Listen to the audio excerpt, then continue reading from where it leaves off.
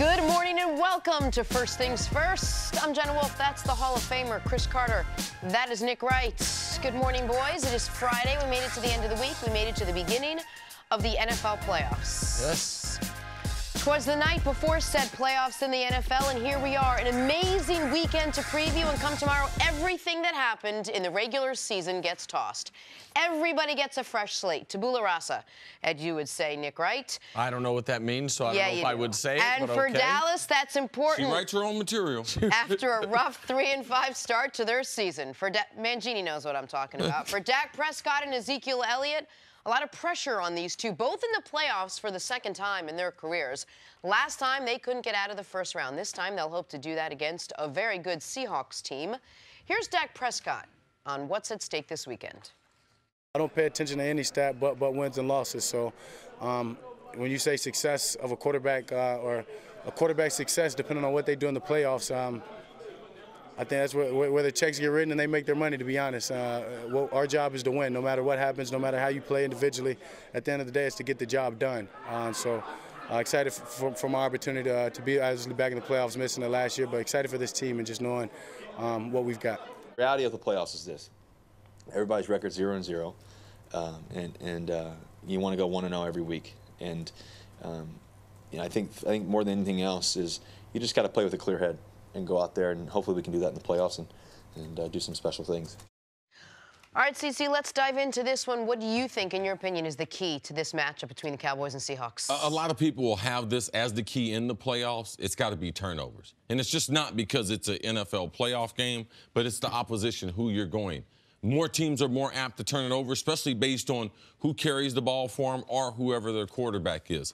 Since Russell Wilson has been in the NFL, he's not a guy that is prone to a bunch of turnovers. And if you look at him in the most important games, he doesn't turn the ball over a lot. Seattle this year, 8 games leading the NFL, no turnovers. The whole team, 8 games. If you can do that in the NFL, you're going to win a lot of games. Dak Prescott, his inability to be able to generate big plays coming off, is he going to hold the ball? And when you hold the ball as a quarterback, it opens you up to be knocked out, have the ball knocked out of your hand, and interceptions down the field. So what Seattle will be trying to do to Dak Prescott is to force him into turnovers, and what they've been able to do is Russell Wilson not only being accurate, making big plays in their passing game late in games, but their ability to play a clean game. If you look at 16 regular season games, half of those games I'm not going to turn the ball over. Nick, you always talk about the numbers, the probability of winning those games. If you don't turn it over, the probability of you winning the turnover battle is going to be huge, but win it by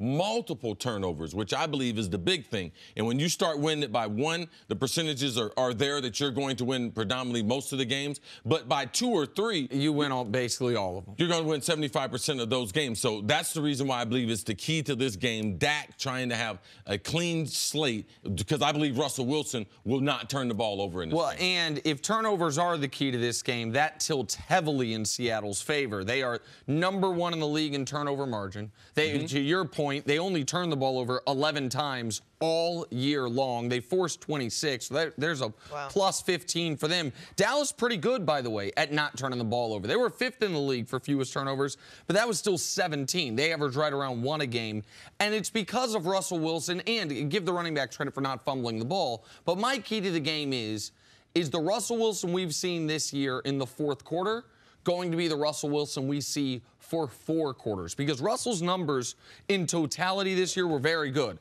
Career high in touchdowns, career high in the fewest picks of his career, and the highest quarterback rating. But if you just had what he did in the 4th quarter and had that be what he did throughout the game, he would have had a 5,000-yard season rushing, passing combined, 40 touchdowns, a 109 rating, nearly 9 yards per attempt. He was good through the first 3 quarters of games this year. He was the best quarterback in football in the 4th quarter, and I think that will be the Seattle mentality, if you will, and Russell's mentality from the word go. And one name to watch. When we talk about this game, we're going to talk about Dak, we're going to talk about Zeke, Russell, Doug Baldwin, Frank Clark, Tyler Lockett. Tyler Lockett, who was targeted 70 times this year, and on those passes had a perfect passer rating, did Russell. 965 yards, 10 touchdowns, 57 catches, no interceptions. The Lockett-Russell Wilson combination was one of the most potent quarterback wide receiver combinations in football this year. That's not going, you can't go into a game against Seattle saying we have to stop Tyler Lockett, because then the running game will gash you, Doug Baldwin will kill you, but he has been an enormous X factor for them all season long. This is probably the tightest matchup of what we're going to see this weekend.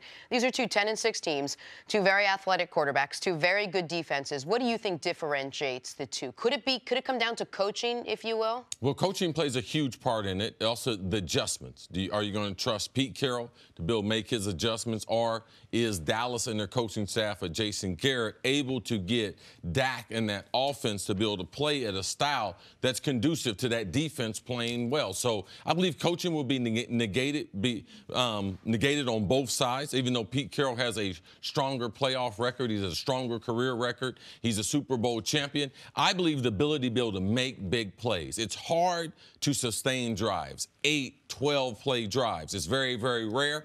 But if you can have those big, and not just because I'm a wide receiver, it makes it better for the quarterbacks, makes it better for the offensive line. If you're able to get those big chunk plays, 20 yards through the passing game, and for me, Dallas, are they able to incorporate their tight end the way they did in week number 17? The last 15, 16, 17, they started throwing to the tight end far more than they did during the regular season. You know Amari Cooper is going to be a huge part of that, but can they generate some big plays from the tight end position? And one thing we're going to talk about a lot on the show today in all these matchups, and I thought it was very interesting the way Cris yesterday, when we were talking about these matchups, kept coming back to this point. Kept asking about the games, and Chris's first point almost every time was, all that matters is to win. And that might seem obvious, but it was because we are now in a different part of the season where, for the quarterbacks most notably, this is where the quarterback win stat and the legacy stuff really does come into play. When we talk about, is Eli Manning a Hall of Famer? It's all about what he did in the postseason. What is the one, Phillip Rivers, when we talk about him, it's the only knock. It's what he hasn't done in the postseason. We know the environment won't be too big for Russell Wilson. We know that. The guy's been to 2 Super Bowls, has been extraordinary. This will be, I don't know, the 12th biggest game he's played in his NFL career. For Dak and the Cowboys, we don't know that. And I do think it's instructive, as good as Dak and the Cowboys offense was in the second half of their only other playoff game, they came out in that first half against Green Bay when Green Bay built that double-digit lead like a young team that the moment was, even though they were at home, they weren't quite ready to get punched in the mouth the way they did. Now, credit to them for overcoming that and making that a close game. I don't think this Dallas team is built to come back from a double-digit deficit. They surprised me when they were able to do it a couple years ago, or nearly able to do it. This team's different. This team's not as explosive. And so I think it's very important that they come out ready, because they're not going to have a few drives to be able to get acclimated to the playoff moment. Game could get away from them by then. How much does where they play help? How much is it going to help their nerves that they're in Dallas? Well, we know they struggled earlier in the season playing away from Dallas. Any team would love to be able to play in the playoffs. You don't want to go on the road. It's such an advantage. Your prep there is better. You're used to the homely confines. You're getting the same thing to eat, and the crowd is on your side.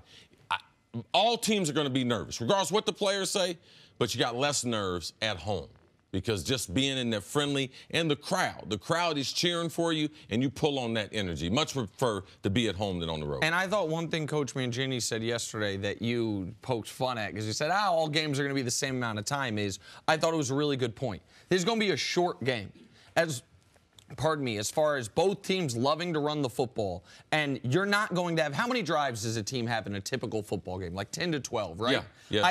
I think you can pare that down by about 20%. I wouldn't be surprised if this is a game where each team has 8 to 10 drives instead of 10 to 12 drives, because they're going to be elongated drives where the clock is running because they're running the football. That makes converting third and short, that's always important, but the ability to continue drives, keep your punter off the field in a game like this where you might only have 2 drives a quarter, only touch the ball twice a quarter offensively, makes it all the more important. All right, we'll talk much more about this game. Seahawks and Cowboys Saturday, 8:15 p.m. Eastern on Fox. Coming up, can Nick Foles keep the magic going against the Bears? That's next on First Things First. Welcome back. We'll get to Eagles-Bears in a second. First, couple of highlights from last night. D2 Hoops, Sean Willett of Queens University in Charlotte slamming it down. Oh, he takes off outside the circle there. Man, oh, yeah. Midway midway down the lane, goes and gets. There's so many great. This is Division II basketball in Charlotte. There's 30 people there, and that guy's going out and doing that. So many great players. On to the NBA, De'Aaron Fox, what a second year he's been having.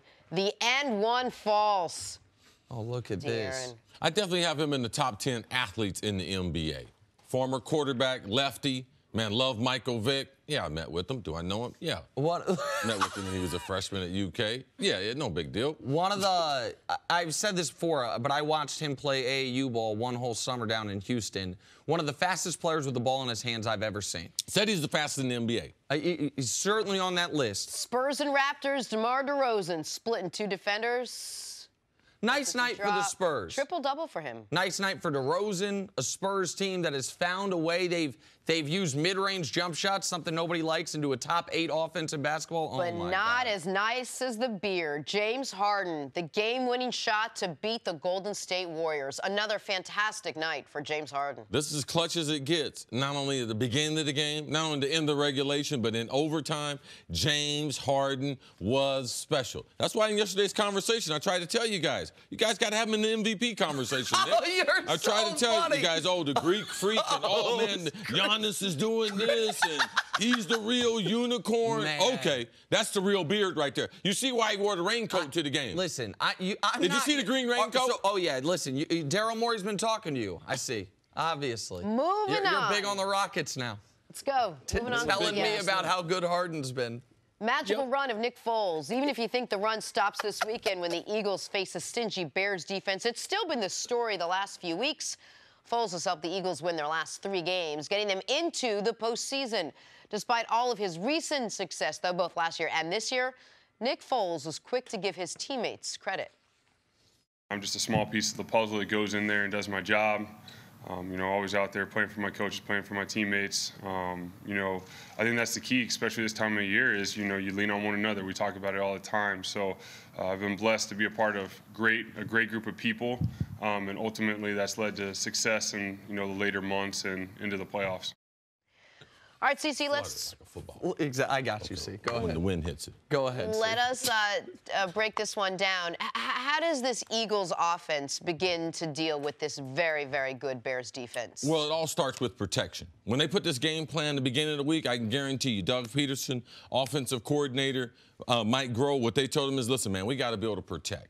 All right, so how am I going to be able to do that? Not only are they going to have a variety of pass protections, which includes 6- and 7-man protections, but Philadelphia's got to be able to run the ball. And any offense that's effective, when you put those together, pass protection and running the ball, what it sets teams up for is the play-action pass. Yep. Philadelphia's got to be able to make big plays down the field. You cannot drive in that crowd, in the Windy City, against that defense. You're not going to be able to stay on the field for 12 plays. So you have to be able to bake in. Listen, someone's got to be able to make a play typically outside the numbers, because I believe they're going to put in 7-man pass protection, play action to be able to protect it up, double team, reinforce that middle, but double reinforce the outside so Khalil Mack doesn't take over the game and make some big plays down the field. Alshon Jeffries, coming back to the team that drafted him. He had a disappointing career there. Mike Groh was also his wide receiver coach there. Now he's the coordinator for Philadelphia. So I can believe those two right there are going to come together and be like, listen, this is a special time for you. Let's go to the Bears, upset them, knock them out of the playoffs in Soldier Field. But the big plays, throwing the ball down the field, Nick Foles, if you look at the Minnesota game, man, what did he do? Man, they threw the ball deep down the field. In the Super Bowl, shocking thing about it, no, he completed a lot of passes, but down the field making big plays against against Tom Brady and the Patriots. That's going to be the key going into Soldier Field, making big plays through the air. In those 2 playoff games, see, we were talking about this before the show, 4 plays against the Vikings of 20-plus yards by Nick Foles, 5 plays against the Patriots of 20-plus yards by Nick Foles. So, that is a path to beat any type of defense, or at least stay in the game. I totally agree that it's about play action and deep shots. That has been the difference in these last 3 games, by the way, not just the run last year, but in this stretch where they've been successful with Foles. Throw the Washington game out because that game was about the Washington offense. But their success against the Rams when they were huge underdogs playing with nothing to lose, that is what they did. The game against the Texans, the deep shots downfield a couple times, I didn't know which receiver was throwing it to. Yeah. I don't know if he knew which receiver was throwing it to, but those guys went out and made plays.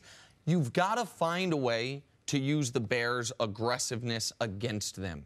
If there is a way in this game, if you have a version of Philly Special 2.0, if you have a trick play you've been waiting to use all year long that can use a team that's going to pursue the quarterback with the venom the Bears will and use that to catch them off guard, you're going to have to, because if Eddie Jackson, the excellent safety the Bears had who got injured at the end of the Green Bay game, had the game-sealing pick and then sprained his ankle, he's going to be back. If he's as healthy as the Bears have made it sound like he is, there's not a lot of weaknesses in this defense. There's not a lot of guys that's like, okay, they're great here and there, but we can pick on them there. They got a great corner. One thing, I think you make some great points, but the Eddie Jackson, I don't think he's as healthy. I don't think they're putting out a message that he's healthy. Yesterday, he was hobbled in practice. He's been out of practice for 2 weeks. When you seen that ankle sprain, you knew it was going to be a trouble. He didn't come back immediately, so do I believe it's partially a high ankle sprain? Yeah. Which they don't like to mention? Of course it is. And if he was healthy, he would have been practicing earlier in the week compared to how vital these practices are and only being limited in yesterday's practice. So when I say the team putting it out there, I don't mean via the injury report. I'm talking about some of his teammates' comments when they were asked about how he's been looking. I think the injury report's probably a better indication of where he is. And we saw that injury. It was a very bad luck for him. He tried to go down to be safe because it was a game-sealing pick, and he got his ankle caught in the turf, and that's how he got hurt. But if he's not 100%, then maybe that even speaks to more the ability to take deep shots, because I don't think Philadelphia is going to be able to consistently run on this defense. We talk about Khalil Mack and the pass rush, but that line, Akeem Hicks, Leonard Floyd, Roquan Smith as a middle linebacker who has been outstanding, they have been spectacular. They are the #1 rush defense in the NFL. Philadelphia is the number 28 rush offense in the NFL. You've got to run the ball somewhat just to keep them honest on the play action, but I don't think they're going to be very successful with it. And in all honesty, Nick, we were talking about Chicago before they got Khalil Mack.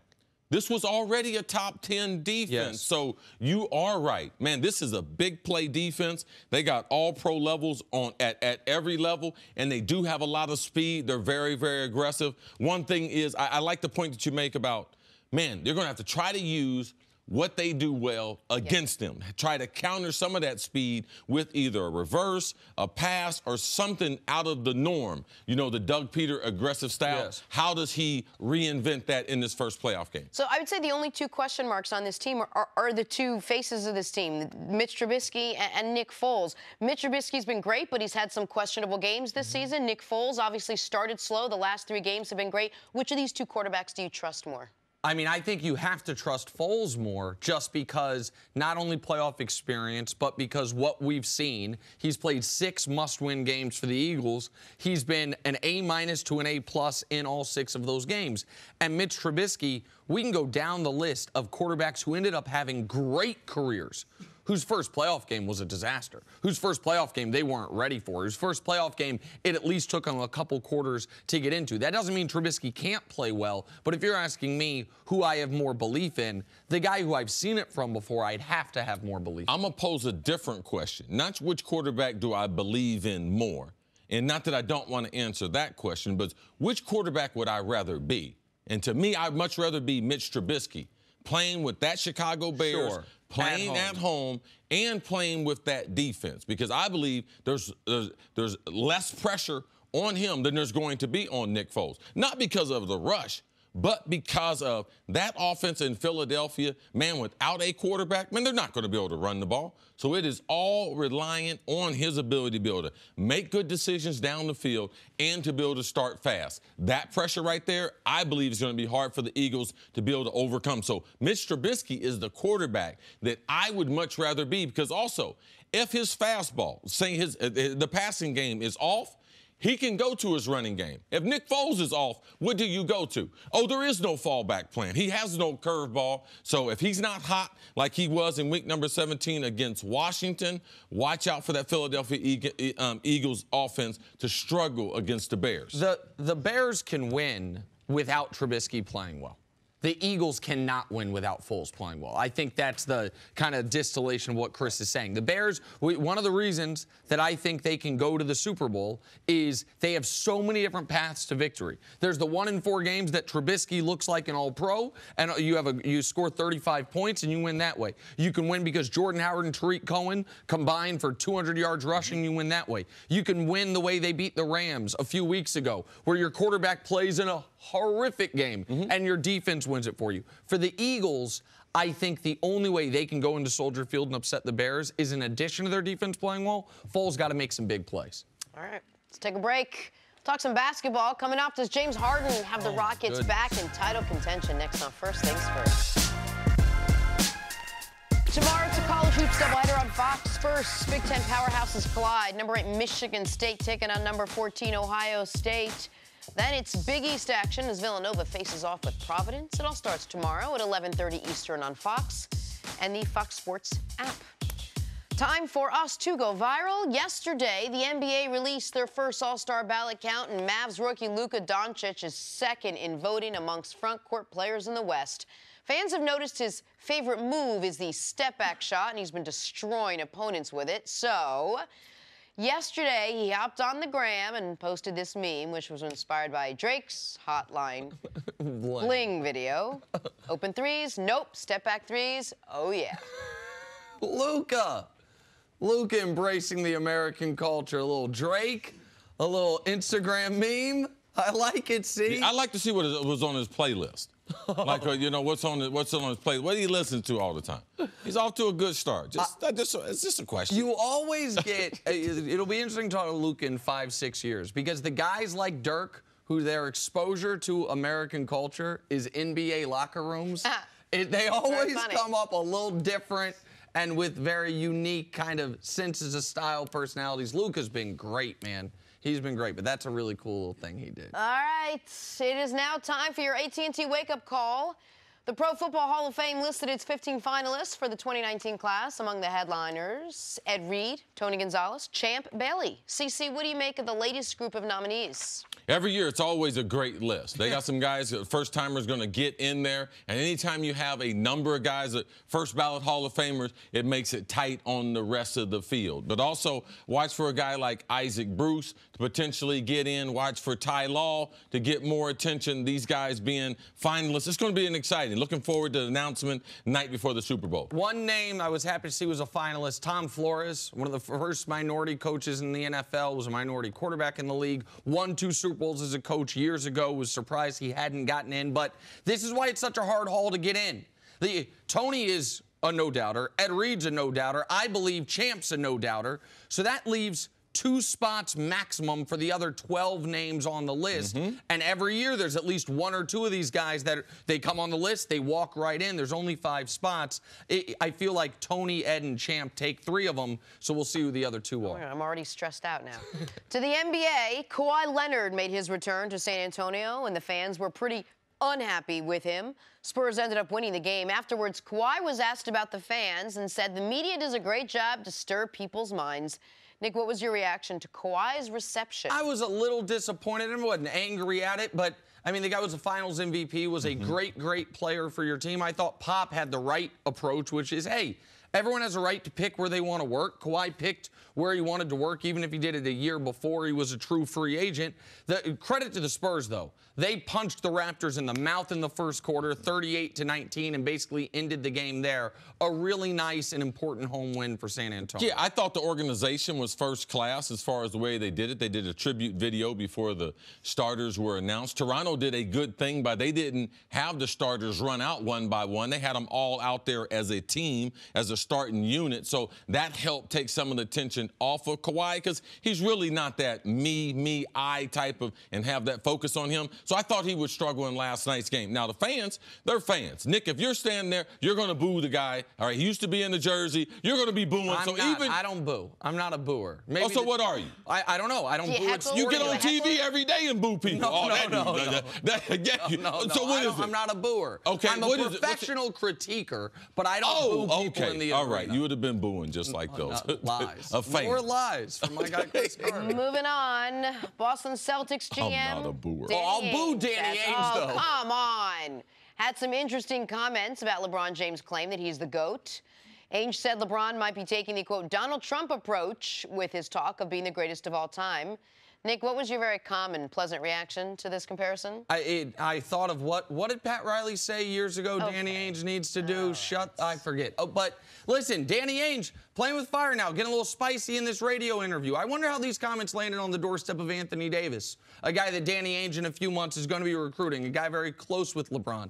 I also think LeBron's been really unfairly criticized for, in one moment, having an honest response amongst friends. Hey, I thought that moment there against the Warriors made me the greatest player ever. It's not something he's talked about before or since. And so Danny Ainge can say what he wants. I don't know if strategically it's the right move. Yeah, I would criticize LeBron for talking about that moment, too. Even if he thought it was that moment, we haven't seen any of the other greats do it. I don't know why LeBron James would do it. I like the Jordan comparison. Jordan said, I can't compare myself to players I haven't played against and everything. So I don't think LeBron should talk about it. He should have people a lot like yourself be doing that, not him. Go ahead. Jordan did, in that Michael Wilbon interview, he did say that. And then we all saw his Hall of Fame speech where he made it very clear he thinks he's the greatest player of all time. Nobody could watch that speech and think anything other than that. So maybe it's. But did he say it? Show me the video. Michael Jordan said, "I'm the greatest player ever." Okay, we know what he was saying. He might not have said what did he say? Was. That's fair. It's fair. LeBron said, "I'm the greatest." He said that player made me the greatest. Yeah, okay. You're right. I mean, he did say like we really he also happens to be correct. Go ahead, Jenna. Sorry. Yeah, I'm glad. Wait till the next time we talk about this. Watch how long it is. Okay. Finally, James Harden keeps on balling. He had a 44-point triple-double in a win over the Warriors, including a late 3 in overtime to seal it. Warriors blew a 20-point lead in this one. Rockets have now won 11 of their last 12. Nick, how impressive has James Harden been in this 12-game stretch? We're running out of words to say what he's doing because what he's doing is unprecedented. Since that 50-point game against the Lakers, which was the second game of this stretch, he's averaging 30 points a game off just threes and free throws. 30 a game off threes and free throws, taking now an insane combined 29 free throw attempts and three-point attempts per game in this 11-game stretch of the 12 games. And so he's been great. He was great again. He hit the biggest shot of the year for the Rockets in the game of the year for the NBA. I mean, these were the two best teams in the league last season. The Rockets led 6-5 and then did not lead again until overtime. And they were 16-15 when Chris Paul got hurt. And a lot of people said, man, they couldn't win last year without Chris Paul. How are they going to do this year without Chris Paul? They're 6-0 without Chris Paul, and the Rockets all of a sudden look like the team last year that was the biggest threat to Golden State in the West. I think the two things were very impressive about what Harden was doing. Golden State guarded him like they would guard him in the playoffs. They were trying to trap him. They were trying to take the ball out of his hands. But his ability to be a playmaker on a higher level, to me, is the best that I've seen him. Not only his ball handling, but his decision-making, how he is getting other guys open, I believe is some of the most impressive stuff that I've been able to see, and without two starters. To go on the road in Oracle to give them the third straight loss at home, the first time they've done that under Steve Kerr. So I thought those two things were some of the most impressive things that we've seen this season. So the productivity and to be able to do it on that stage, I thought was tremendous. And one other note from this game, the NBA's own data says during the Western Conference playoffs last year, the Western Conference Finals, the Warriors got a plus 8 or 9 point advantage in officiating during that series. In a series that came down to Game 7, came down to the wire. Last night, you saw that once again, including as bad of a missed call as I've ever seen on the Durant out-of-bounds play. If people didn't watch at the end of the game, it's tied late with 10 seconds. Durant is running out of bounds, saves the ball, and the referees miss it. That's something that's got to get cleaned up before this postseason if these two teams are going to meet again. Durant said that, too. He's like, I'm surprised that they didn't Everyone see that. knew it. He's 7 feet tall, running out of bounds. Harper said the same thing. Moving on to the Baltimore Ravens. She's 5 years old. Tale of two halves for them this season. The first half, Lamar Jackson was a backup to Joe Flacco. The team was treading water with a great defense and a very average offense. Well, they still have the great defense, but Lamar Jackson has turned this offense around, leading the Ravens to 6 wins in their last 7 games and a matchup with Phillip Rivers and the Chargers. And this surprised even Lamar.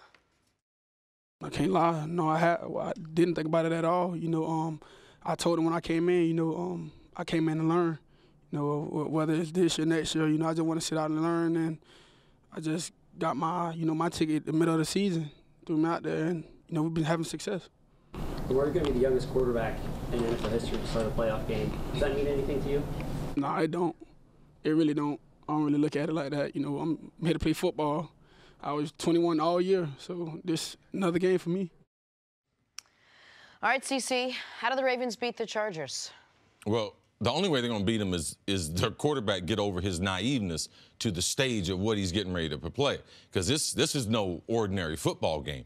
Ordinary completions, this is no ordinary. You complete a 20-yard out, it's totally different in the playoffs than it would be during the regular season. So I think that their front office and their veteran leadership that they have will get his attention before he gets onto the field, because I know this in playing in a number of playoff games, that sometimes you wake up, it's a little too late. You realize, man, this intensity is exactly what the people said. So I expect Lamar to understand that before he hits the ground, because I just believe it's very, very important for him in this game. Because we were talking earlier, what about his legs? What about his arm? Like, what's the more important ingredient in this game? And Lamar's not an NFL quarterback if he doesn't have the type of legs that he has. And also, his legs open up the rest of that offense. So their ability to be able to dominate time of possession, is Baltimore able to do what they've done since Lamar has been there? Their defense has been nasty almost the whole season. But their ability to run the football and run it at a historic level in time of possession,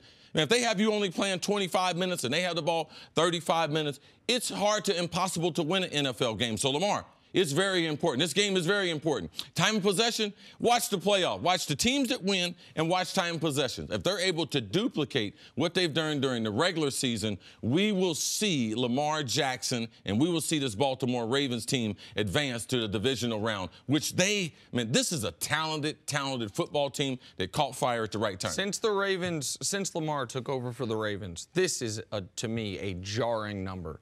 They have outrushed their opposition 1,600 yards to 400 yards. Wow. That's a testament to how great the defense is and at what a nearly unprecedented clip the Ravens are running the football in the modern NFL. 230 yards per game. Over that same stretch, the second best mark, I believe, to be Seattle at 170, so 60 more yards per game.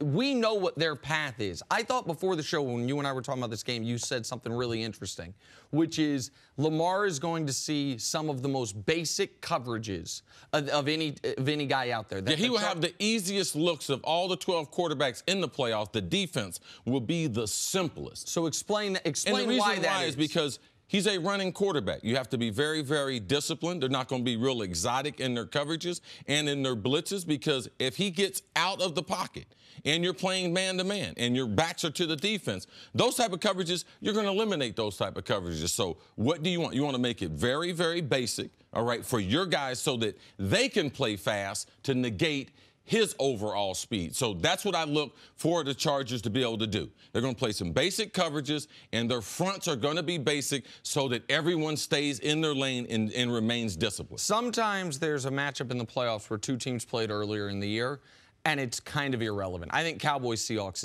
is like that. They played in week 3. Amari wasn't there. There were so many. You can take tiny things. This isn't one of those cases. These teams played a couple weeks ago when the Chargers were fighting for the 1 seed. The Ravens were fighting to make the playoffs. A critical game for both teams.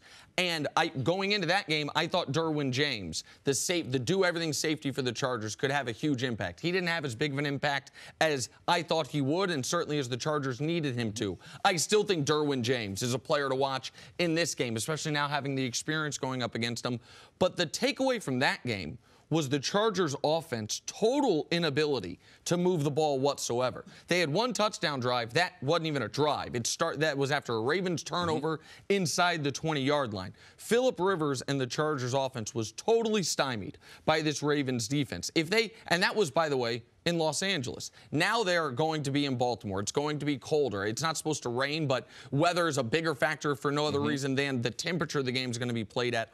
All of that, to me, plays into Baltimore's favor. Yeah, I totally disagree with you, because the reason why I thought Baltimore was going to have a chance in California was because Lamar was going to be able to throw the ball. I had a number, I think, 220 in that game that he should throw. He threw for 200. Man, he's going to barely get over 100 yards in Baltimore. So I just believe the offense of Baltimore is better functioning in warmer weather, because they threw the ball down the field. They got their tight ends involved in the game.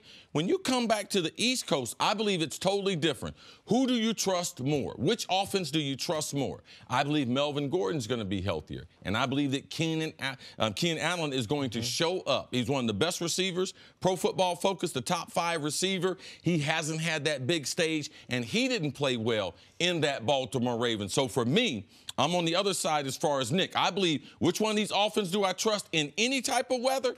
Oh, it's the Chargers offense, because of who they have and their variants for which they're going to be able to attack that Baltimore defense. And I want to talk one thing about Phillip Rivers here, because I alluded to it earlier in the show.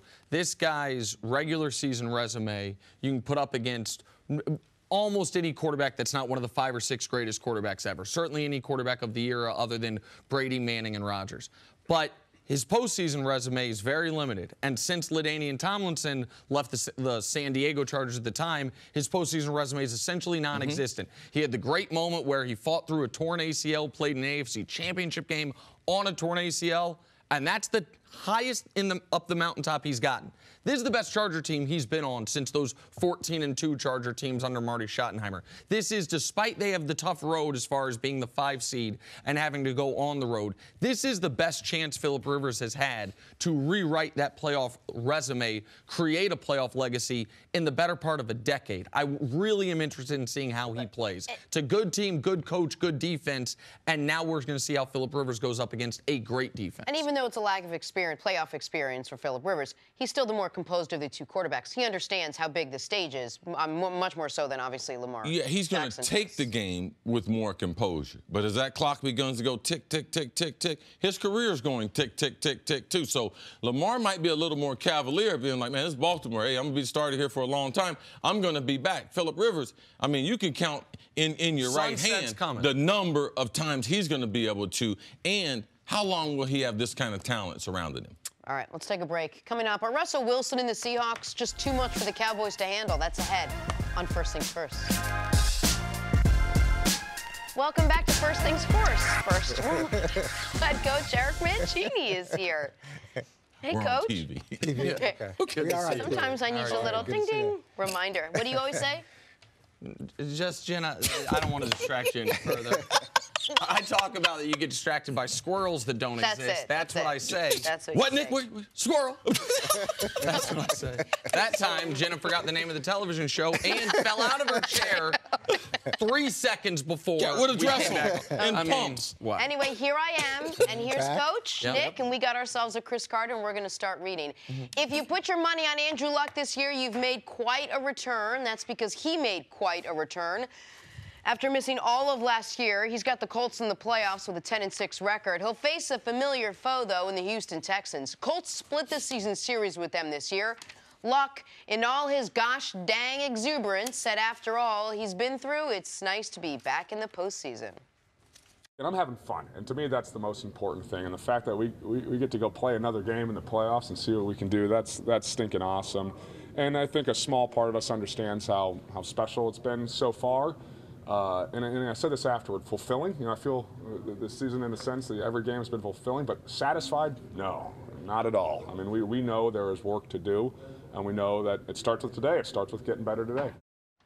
Just a little bit corny, but in the most lovable. In an endearing way. Very endearing. But that's really who he is. Compared to some of these other quarterbacks that have all these manufactured answers and everything, that's exactly who Andrew Luck is. Goodness gracious, with that neck beard. I mean. Stinking awesome. All right, Coach, let's break this game down a little bit. What's the key here? What do you see as the key in this matchup? Well, look, I've loved this series. You go to the first game, Houston's on a 9-game losing streak. They win in overtime. They were up big. The Colts come back, and then they flip it. And then the Colts break the winning streak, and it's been back and forth. I think it comes down to Deshaun Watson. I think he ends up being the most pivotal guy here. They've been able to sack him 12 times in the 2 games. And I know yesterday I said it's not all the offensive line, but even if we discount 62 sacks by 20%, it's still a lot of sacks. So they need him to be able to stay upright. They need him to be able to move around in the pocket and deal with that pressure that the Colts are going to be able to generate. And then he's got another challenge where he's not able to spread the ball around very much. I mean, it's one receiver and then everybody else, and it makes it hard. And he's done is most notably in that comeback or the near comeback against Philadelphia where they came back and the defense couldn't hold it. Man, all of a sudden, Vincent Smith, a guy who I was not familiar with, he was making big plays. Will Fuller and Deshaun had a great connection. He lost him. They bring in Demaryius Thomas. They lose him. They have Kiki QT, the rookie, coming back, but they had lost him for a stretch. Now, he had a great game the first time they played. Absolutely. Yeah, so that was almost his breakout show to a degree, because that was the first pick they had in this draft because they didn't have first or second rounder. But we were talking before the show, this is, I think, the most notable game of the weekend where we maybe talk too much about quarterbacks on shows like this, but this game is about the 2 quarterbacks. What are the Colts without Andrew Luck? Oh, we saw him last year. They're a 4-win team. What are the Texans without Deshaun Watson? Oh, we saw that last year too. Right, they're a good defense. That won 4 games. Both of these quarterbacks have to play great, not for their teams to win, for their teams to have a chance to win. And that's one of the reasons, personally, I favor the Colts heavily in this game, because I think the people around Andrew Luck are going to give him the opportunity to play great more so than the people around Deshaun Watson. The Colts offensive line has been extraordinary. Their running game's been better than Houston's. And all of a sudden, Eric Ebron is looking like the first-round pick he was in Detroit that he never showed in Detroit. We know T.Y. Hilton even hampered how dominant he's been in this matchup in this building. For all those reasons, I think the Colts are better positioned for their quarterback to play great. When I look at these quarterbacks and I see which quarterback can have success, because a lot of the game is dependent on them to be successful, I look at, okay, because I know Coach Mangini, if I'm playing against him, whoever my number 1 guy is, they're going to take that away. So I say DeAndre Hopkins. Let's say the Colts can take him away. Let's just say the Texans can take away T.Y. Hilton. Which quarterback is more likely to still be successful, supported by either some other receiver or others or some type of running game? And to me, I believe that what Frank Wright has done, and man, these NFL owners try to follow what the Colts did last year. Hire a coach. He decide not to come, and you go down your list, and maybe your 3rd or 4th guy. But Chris Ballard felt very comfortable with Frank Wright, who the person was and what type of offense he could provide for Andrew Luck. And they changed the face of that franchise where they're going to be physical. You know, of course, I'm joking as far as follow that model. They fell into it. But Frank Wright's ability in his first coaching job to be able to change the culture, we're going to get the ball out of our hands. So that's why I have more faith in the Colts, because what they have done, they have established a running game. They've established a culture of you're not going to hit our quarterback. And if they were to take away their number 1 wide receiver, I just believe Andrew Luck has the wisdom and the wherewithal to get to Ebron and those others. And I believe those players will be more significant than the others for the Texans coach. And you got to give Frank Wright and Andrew Luck a lot of credit for getting the ball out of Andrew Luck's hands, for not taking those sacks. That's always been an issue that I've had with Andrew Luck and with the systems that he's played in. And he's doing so much better at protecting himself, because if he goes, the team goes.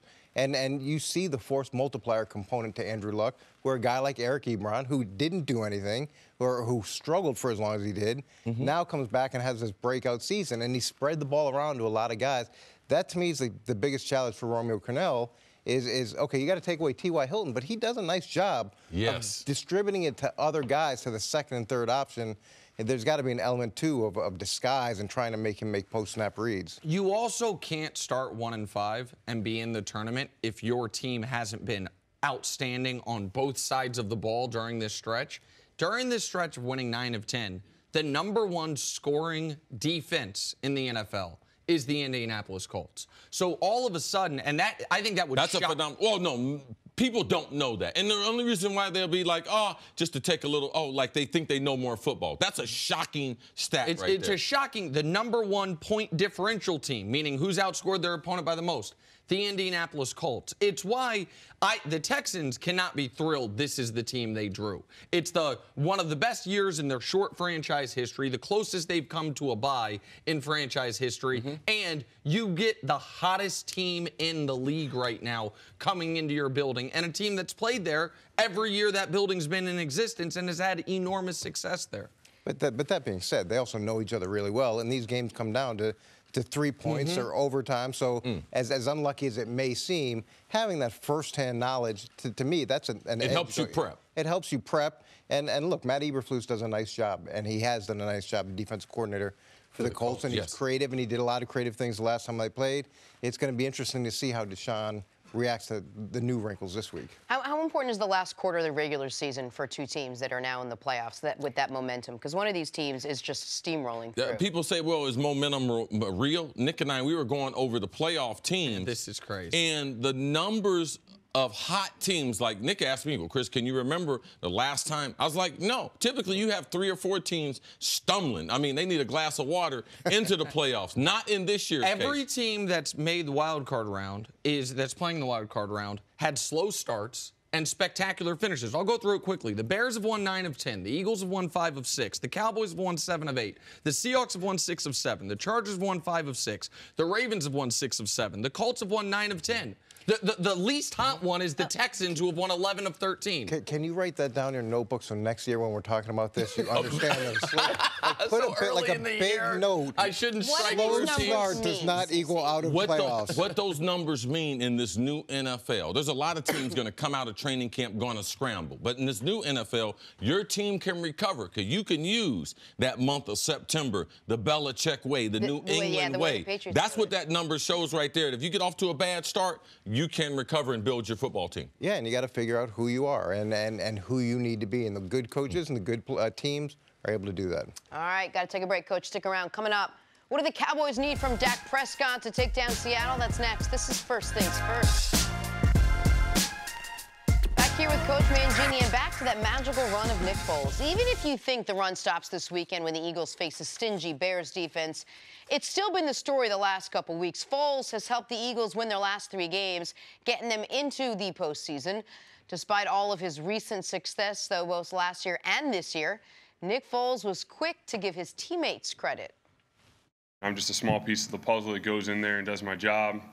Always out there playing for my coaches, playing for my teammates. I think that's the key, especially this time of year, is, you lean on one another. We talk about it all the time. So I've been blessed to be a part of a great group of people, and ultimately that's led to success in, the later months and into the playoffs. All right, says all the right things, that Nick Foles. Oh, yeah, that's why I come do the show. I do it for you, Jenna. I do it for you, Nick, and your kids. Yeah, the support there, the director, Kenna. He is beloved in that locker room. Yeah. What right about now. yourself? Yeah, stop. All right, Coach, the Eagles have an uphill battle against this Bears defense this weekend. Yeah, this is another great storyline. After doing conga lines, and then they had parades, and then they had speaking engagements and book signings and all those different things. And look, we went through the same thing in New England after our first Super Bowl, and we struggled, but we were able to get it together late in the season. But we, even at 9-7, we got knocked out. They have a chance to go back, and to me, that's interesting. That's exciting to see how they respond. That experience that they have is real.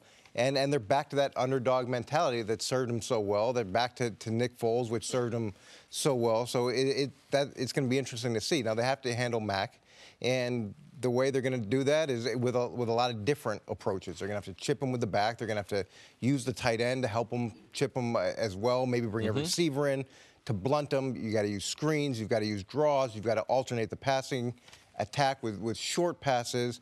And then they can't really use cadence because they're going to be on the road, but going in and out of some no huddle, changing the tempo, forcing those guys to react to up tempo, slower tempo, somewhere in between, and just keeping them off balance the whole game. It's hard now because we know what Tom Brady's become, but I want to go back to what's he become? The greatest quarterback of all time. Oh, okay. No. I'm saying we know what his career turned into. Okay. But in 2001, you thought I was being negative yes, there. I No, but in 2001, we didn't know that at all. And I know you're talking about 02, but I want to go to 01 just for a moment, because I feel there are some similarities where Drew Bledsoe had just gotten a huge contract, and all the measurables were, of course, Bledsoe's better. Like, Bledsoe has a stronger arm, Bledsoe's big, like, all these reasons.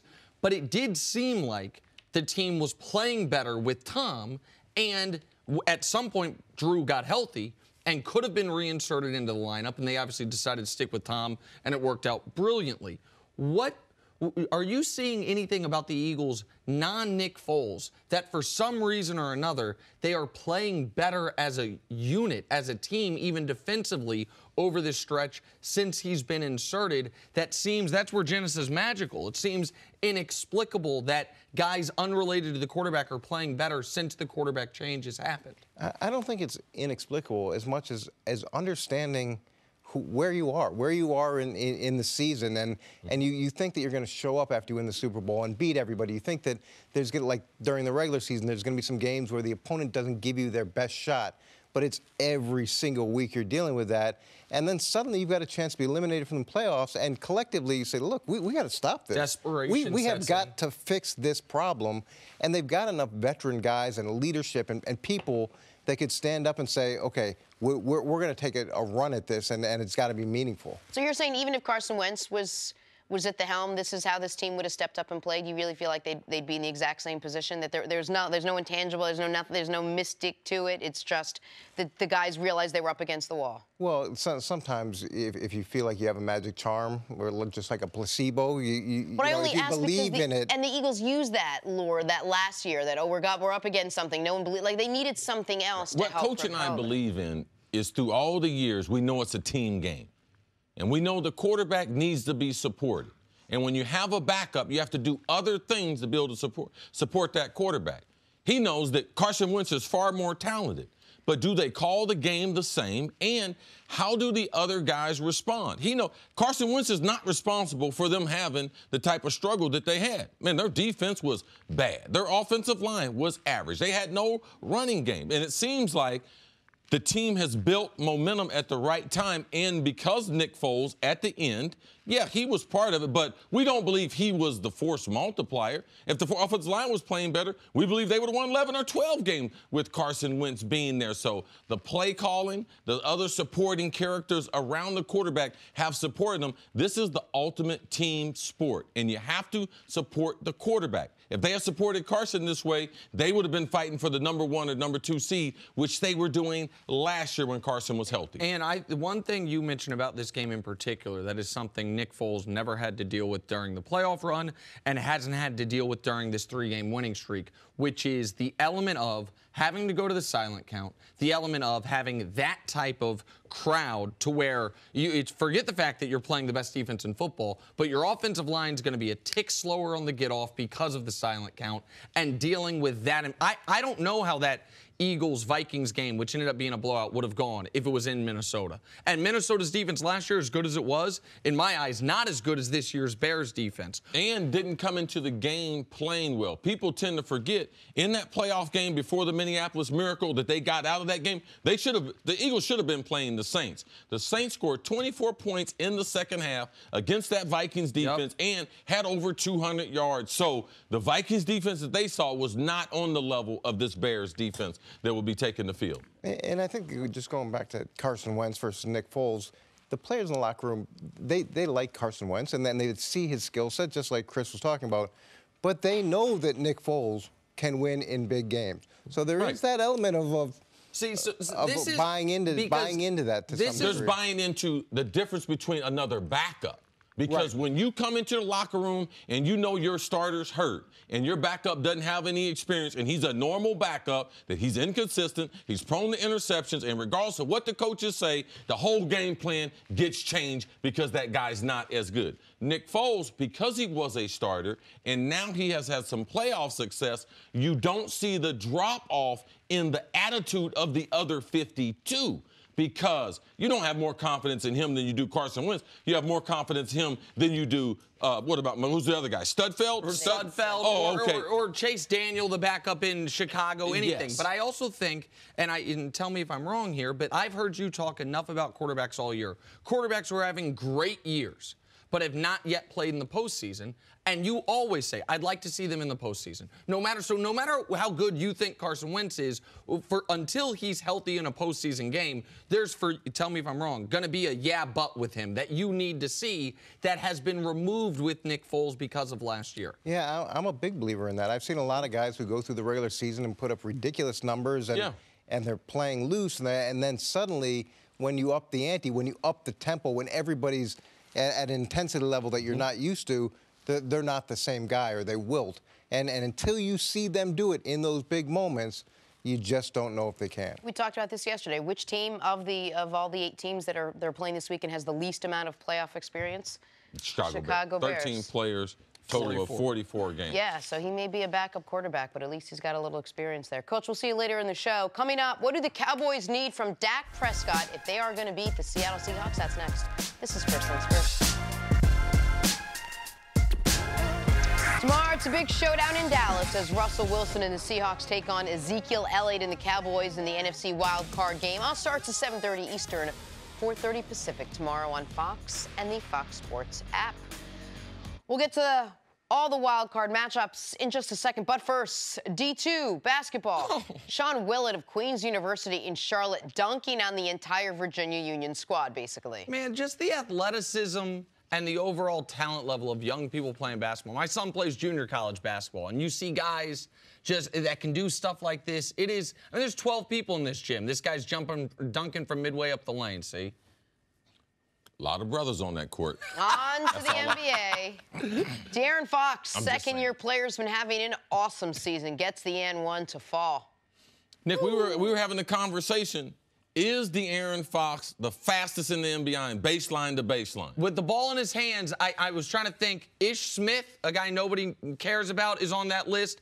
Russ, I don't know if he's still on the list. No. De'Aaron might be the guy. Yes. Warriors, Rockets, Steph Curry looking like Chef Curry on this one. Watch the handles. Ooh, and the little, finger roll. Vintage Steph. It was a few people that got shook last night. Last night was not one of those clinic defensive. Oh, man, guys were getting shook down to the ground. Guys were making plays last night. They say it's a make or miss league. Man, they were making some shots last night. Most notably, this guy.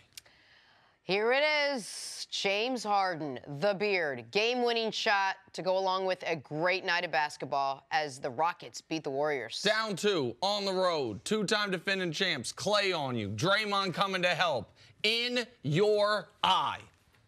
Look at that. Man, he was spectacular throughout the game. His ability, and you see this double team through the pick and roll, this is the way Golden State had defended him throughout the game and in the overtime. You don't see teams do this unless it's typically in the playoffs. Now, Houston's problem is, can James Harden do that 4 times in the playoffs at the end of a stressful regular season? That will be the question in Houston. Do you want to play Take Your Pick? I'd love to, Jenna. Colts. You almost poked me in the eye with that pen. I know, I got very excited. See, she ain't asked me because I'm trying to get out of Squirrels, yeah, I know, she's smart. They don't give me no pick. Colts head into Houston this weekend. Big battle to watch will be in the trenches where J.J. Watt and Jadeveon Clowney face a rebuilt Colts offensive line. CC, which unit has the advantage?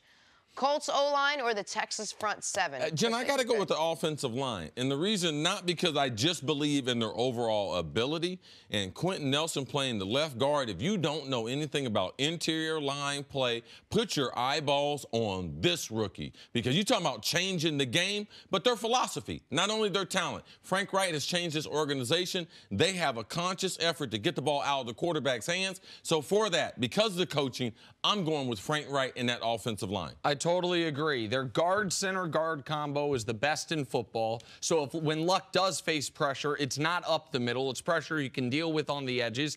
And as good as Watt has been, if not Aaron Donald, maybe Defensive Player of the Year, Clowney's been excellent. I get all of that. The Colts have allowed 8 sacks in the last 10 games. That's bananas. And so the Colts offensive line may be the best offensive line in football the last 3 months of the year. All right, Ravens taking on the Chargers.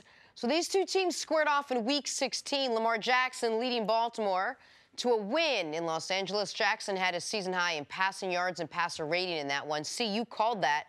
So what's the bigger key? Not the game, but that he would. What's the bigger key to beating the Chargers again? Lamar's legs or Lamar's arms? Nick, do you take your pick? It's got to be his legs because we know they can win football games with Lamar doing minimal in the passing game. We've never seen them win a football game with Lamar not being a threat to run. And what he does with the threat to run, even when other guys are running the football, having a defender accounting for him, which allows Gus Edwards or whomever they're handing it to gash the defense. So Lamar's legs are, without question, the biggest key for, as far as Lamar's body parts, it's his legs, not his arms. Yeah, both of them are going to be very important in this game. I believe Phillip Rivers in that offense, they get it going. Melvin Gordon, I believe they're going to score more points than they did in their first meeting, but his most important are the legs. Without his legs, he's not an NFL player. His legs have turned around this franchise. His legs turned around this offense. They dominated time of possession because of his legs and the threat of his legs on the backside. So the defense is basically playing with one less guy because you got to keep that guy on the backside because Lamar and the threat of hitting that home run is there every play. All right, let's move over to the NFC where the defending champs will be heading to Chicago. The Bears' defense has been the story all season long, while the Eagles' offense has surged since Nick Foles returned to the lineup. Which group has the edge, the Eagles' receivers or the Bears' secondary? C, take your pick. I'm going to go with the Bears' secondary. And when you have a front seven the way that they have and the Bears, I'm talking about the Bears can send talent at you through that whole front seven. Do they blitz? They don't have to. They can rush 4, put maximum pressure on you doing that way. If they decide to bring some heat, the secondary has the advantage knowing the ball's going to come out quick. So look for them to be able to jump routes. Huge advantage if I'm playing in the Bears' secondary. This, to me, was the closest of all the questions. I'm going to go with the Eagles wide receivers and tight ends, especially if Eddie Jackson, the Bears safety, is not 100%. To me, the Bears secondary is reliant, if Eddie's not 100%, on a pass rush, right? So if the pass rush is neutralized to a degree, do I think Alshon Jeffrey, Nelson Aguilar, Golden Tate, who all of a sudden has really been a non-factor for them, but we know how good he can be, along with Zach Ertz, that those guys present problems for any secondary, even one as good as Chicago's? I do. So it's very close, but I see the Eagles wide receivers and tight ends, unless the Bears front seven changes the equation, but just secondary. Yeah, what do they do with Zach Ertz? Do they make him stand in protection or they put him out into the pass? I mean, I think Zach Ertz, a lot of the game is going to be at the very least chipping on Khalil Mack and then going out in a route, if not just in protection. That, to me, would be a bigger problem with Carson Wentz at quarterback when we know that's his number one option. With Nick Foles, we know he loves chuck it up deep to Alshon Jeffrey, see what he can do. But, yeah, Zach Ertz is going to be a big-time blocker in this game as well. All right, finally, Seahawks heading to Dallas to take on the Cowboys. That's tomorrow, 7:30 Eastern on Fox. Ezekiel Elliott has been the man in Dallas since entering the league. But Dak Prescott had one of his best games in Week 17, leading the boys to a win while Zeke rested. So who's more important for a Cowboys win? Is it Dak or is it Zeke? Nick, take your pick. I can see a scenario where Dak does very little and the Cowboys win. Great defense, great running game, similar to how they beat the Saints in their best win of the year. I cannot see a scenario where Zeke is not outstanding and they win the game. So for me, it's Zeke. Zeke has to get 25 to 30 touches minimum. He has to get 125 yards from scrimmage minimum for the Cowboys offense to be able to do anything. So for me, it's Ezekiel Elliott. If you ask me, man, if we want to get a lot of yards in this game, who's more important? I'll be like Ezekiel Elliott because you need that 100 yards rushing. You need him touching the ball 20 times. They're undefeated. But for the Cowboys, man, for them to be the stars that they're going to be, if they're going to be worth that star on the helmet, Dak Prescott's the most important player in that whole organization because his ability to be able to not only run with the football, but to be able to generate big plays down the field, that's what gives them championship hope. Zeke keeps them in the game. Dak wins the game for them. I think the most important thing Chris said is the ability to run with the football. Is this going to be a game? We saw it a couple times this year where the read option or where Dak was not hesitant to run with the ball. He's got to do that in this game to keep the sticks moving. All right, good stuff, guys. Coming up, which wild card team will get the furthest this postseason? That's next. First things first. Back here, first things first, we're going viral. Last night, Kawhi Leonard made his return to San Antonio for the first time since he was traded. Now, he was booed throughout the game by the fans. However, his former coach, Greg Popovich, was happy to see him, shared a hug with his former player. Both Kawhi and Pop showing maybe a tiny bit more class than the fans did, although it's in their rights to boo if they want to boo. Oh, yeah, of course. What else they do? It's a fan is a derivative of the word fanatic. Like, that's what they're there for. Like, I don't really care. I expect fans to do that. I like the little shout-out to Kawhi's uncle, Uncle Denny, who they thought was part of the problem. And so I thought that was creative there. If people weren't watching, the fans were chanting his name during the game at Kawhi. I really like seeing Pop and Kawhi embrace.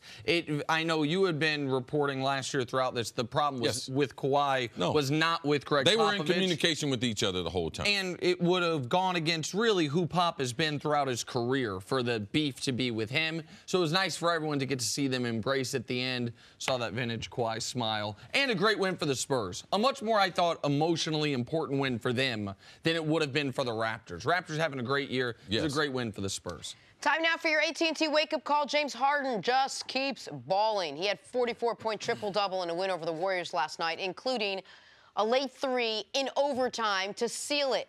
Warriors blew a 20-point lead in this one, but the Houston Rockets have now won 11 of their last 12 games. Nick, how impressive has Harden been in this 12-game stretch? It's, once again, just an extension of as good of an offensive stretch as we've seen in this league since Wilt Chamberlain. That's not an exaggeration. Jordan had a stretch similar when he was playing point guard to close out a year for the Bulls in the 80s. Kobe had a stretch like this a couple times in his career.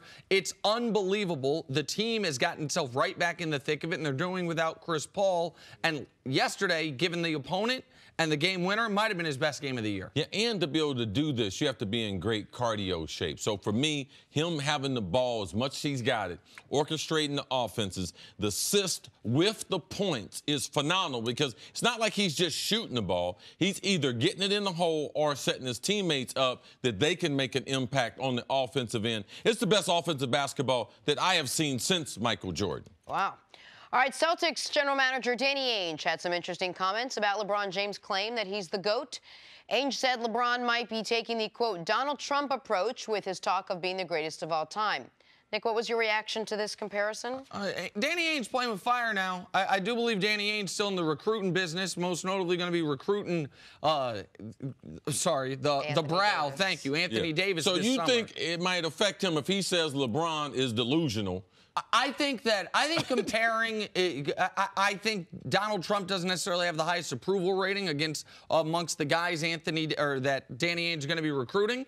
I don't think this is a good look for Danny Ainge. I think Danny Ainge is better off keeping his name out of the news on stuff like this, talking about LeBron. And by the way, LeBron made one comment amongst friends. This isn't something we've ever heard him say before or since. I don't know if it's a fair critique in general. He was on TV. I mean, he was doing. That is his company. Mm-hmm. Yeah, it wasn't like he was in he knew it was at the gonna barbershop. be out there. Oh, okay, yeah. So for me, I don't believe it's a good look for LeBron to talk about or promote himself as being the greatest. He should have other people trying to make his case why he's still playing, because to me, the jury is still out on his career. He's still, 4 or 5 years left to play, saying I'm the greatest, regardless of what I do the rest of my career?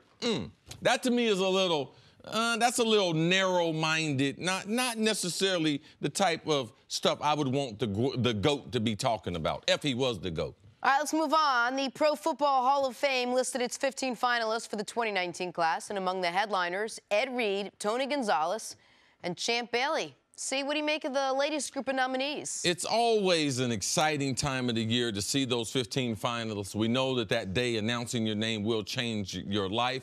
But, man, when you start having those first-timers, you have Gonzalez, first ballot, Ed Reed, first ballot. That list, man, the list of 15 becomes, it's really, 12 guys fighting for a couple spots. Right. That's why this hall is so hard to get into. It's a maximum of 5 guys, and guys like Edge James or Isaac Bruce that thought, hey, we were really close last time. Yes. Well, now Tony is a no-doubter. Ed Reed is a no-doubter. I think Champ is a no-doubter as well. That means there's 2 guys available with 12 guys fighting for it. So Tom Flores made the ballot. You saw they're going to get an offensive lineman in soon, whether it's Hutchinson, Faneca, or Kevin Mawai. I don't know who those other 2 are going to be. Yeah, Jenna, something you can relate to. I tell you this all the time. It's not how good you play when you're feeling good. It's how good you play when you're sick or feeling bad. I wouldn't know anything about that. January 9th. All right. We got the office pool. That's the over-under. I'm not calling out. Yeah, that's Bring me in here in a stretcher. I'm not calling out. Hey, if you put your money on Andrew Luck this year, you've made quite a return. That's because he made quite a return after missing all of last year. He's got the Colts in the playoffs with a 10-6 record. He'll face a familiar foe in the Houston Texans. Now, Colts split the season series with them this year. Luck, in all his gosh dang exuberance, said after all he's been through, it's nice to be back in the postseason. I'm having fun, and to me that's the most important thing. And the fact that we get to go play another game in the playoffs and see what we can do, that's stinking awesome. And I think a small part of us understands how special it's been so far. And I said this afterward, fulfilling. You know, I feel this season in the sense that every game has been fulfilling, but satisfied? No, not at all. I mean, we know there is work to do, and we know that it starts with today. It starts with getting better today. All right, CC, in your opinion, what is the key to this stinking matchup? Well, you got to be able to take away the stinking T.Y. Hilton. Like, he has dominated. Nick, I thought you made a great point how T.Y. has played in Texas against the Texans there. 133 yards per game in that building. I mean, he has dominated. You've also heard some quotes from their defensive backs as far as taking offense to those types of numbers, saying that's T.Y. Hilton's second home is in the secondary there. So if they take him away, Romeo Crennel, looking at this film, he's going to try to negate those big plays and him having a big game. Andrew Luck's ability to either go to Eric Ebron as the tight end who's emerged as a Pro Bowler, resurrecting his career after disappointment there in Detroit, and the others. You won't even know these others. So I believe the Texans will take them out of their running game. I believe they'll negate T.Y. Hilton and Luck's ability to get to these others. I think that's better than Deshaun Watson's ability if they negate Nuke on the outside. Is he able to get to the others, and who are these players? So I think Andrew Luck gets to those players, is able to exploit some of those holes in that secondary and negate that rush that they'll have with Clowney and J.J. Watt. This is an exciting matchup. I think this is the closest to matchup teams-wise of all the matchups this weekend. And so on that last point, that's the one that I disagree with you the most on. I think one team has a decided advantage, and I think that team is the road team here. I think the Colts have been... Of all the teams playing this weekend, these teams are, as far as roster, to me, are the absolute closest teams of any of the other matchups that we have. Okay, then I misunderstood what you were saying. That part I agree with, that they have, and they have very similar makeups where neither team has a path to victory against good teams if their quarterback isn't great. Both teams has a clear-cut number one receiver that is the quarterback's favorite option. Both teams have some things in the front seven they do exceptionally well. For the Colts, it's stop the run. For the Texans, it's rush the pass, but they're also very good stopping the run, actually. They're secondary question marks on both teams. The reason that I favor the Colts greatly in this game is a number of issues. One, I don't think the Colts have a glaring weakness. I think the Texans do on their offensive line. Also, and I've been maybe one of the more vocal critics of the Texans coaching, and I should probably explain why. They have a mobile, dynamic quarterback. Yet they're bottom three in the league in red zone efficiency. And if you watch the games, a lot of that is from head-scratching play calls once they get inside the 5-yard line. Forget the 15, inside the 5-yard line. There's situational coaching as far as how they use timeouts and challenges, and those things matter in the postseason. I think the Texans have some of the worst efficiency in that in the league. So for all those reasons, and the fact that over the last 10 weeks, the number one defense in the NFL is Indianapolis's. I really like Indy in this game. I think they can get after Deshaun. We know he's the most sacked quarterback in football. I think the Indy offensive line can neutralize to a degree Watt and Clowney. And for all those reasons, I think this game, even on the road, favors Indy significantly. Yeah, I don't feel that way. I think that when you get into the playoffs, especially when you have a team in your division, very seldom are we ever going to see that third matchup being some type of blowout or one team having some decisive advantage. If you look at in the AFC, I believe probably the most underrated team probably are the Houston Texans, probably because of their style. People don't like their offensive line, and they don't have a running game. They just get it done. Second most wins, right? Win total, they're in the AFC. So I just believe collectively what they're able to do. Now, are they able to get the offensive productivity from those others? That's what Deshaun, that's the puzzle that he's going to have to be able to solve in this playoff with maximum pressure. Now, I don't disagree as far as the red zone. Deshaun hurt his knee. This is his second knee injury. Even though he has mobility, I would not be a guy prone to put him in running the football, given that he's had 2 serious knee injuries. I mean, do you want your franchise quarterback to be on his 3rd recovery from a knee surgery? No. So I understand why they're a little more conservative. And when you can't run the ball in the red zone, you're going to struggle with red zone efficiency. Well, and that is a question, is can the Texans find a way to create some type of rushing attack against the league's number 3 rush defense? Like, can they keep you honest? Because if they can, and the play action comes more into play, and you can take some deep shots with Deshaun Watson to DeAndre Hopkins, that's a huge part of it. And credit to Deshaun, who turnovers were a huge part of the first 10 games of his career. The stretch last year, the first 6 games this year, a turnover in all of them. He's now gone 9 of 10 games without an interception. He's going to have to keep that stretch That's going. also reason why he's holding on to that football. So sometimes you look at, a guy used to turn the ball over, but now he's not turning it over, but his sacks go up. So, no, we don't have the effect of a turnover, but how many times are you going to be effective in taking those sacks? So how effective is he at getting rid of the ball in bad plays,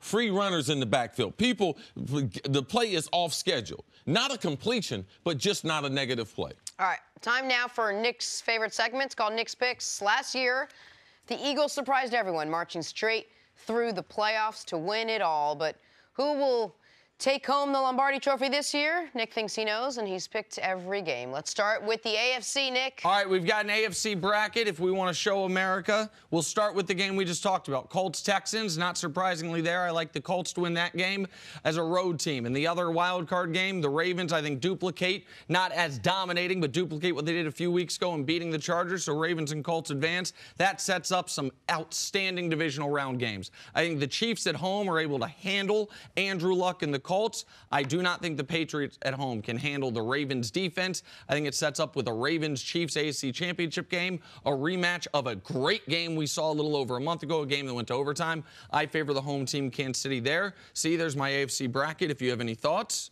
You know, I'm not into picking the games and everything. If you guys want to make money, just look at his bracket and just go the other way. Let's go in Baltimore first. I believe the Chargers are going to have even though they lost the first matchup, watch how the offense is more effective with Phillip Rivers in the cold than Lamar Jackson. Also, I don't believe, Nick, with the Colts have decisive advantage over the Texans at home. J.J. Watt, off a spectacular season, he's going to have an influence on Andrew Luck. I believe his bracket right there is going to get demolished. So you just think I'm those 2 on the first 2 games? I just don't think it's as decisive of a mismatch as you put out as there I'm to the presenting people. it. Okay, that's fine. Now let's go to the NFC if we can. We'll see if C and I have any agreement here. I think Nick Foles' magical run ends this weekend against the best defense in football. I like the Bears. And Seahawks-Cowboys, to me, this was the hardest game to pick of the weekend, but one team's got the coach, the quarterback, and the experience. That's Seattle. I think both those teams move on. In the second round, I don't think Seattle can go to New Orleans and win. I like the Saints. I do think Chicago can go to Los Angeles and win and really cause problems for Jared Goff. That gets you a matchup, to me, of the 2 best teams in the conference, Saints and Bears. I'm going to go with the number 1 seed, Saints and Drew Brees, to make it out of the NFC. I believe that the Bears are the most dangerous non-1 or 2 seed in. So I believe that they get through Philadelphia. Yes, Nick Foles become Nick Foles there in Soldier Field. I believe the boys get it done. They advance to the divisional round, and then we'll see where the rest of Nick picks and we'll see where they go. And then we're to the Super Bowl, number 1 seed versus number 1 seed. League MVP Patrick Mahomes against Drew Brees. I think Brees gets his revenge. Oh. I think the New Orleans Saints take home the Lombardi, and by the way, for Falcons fans, the Saints winning a Super Bowl in Atlanta, that ain't great. But I think Saints-Chiefs in the Super Bowl with the Saints taking it home. There's my bracket.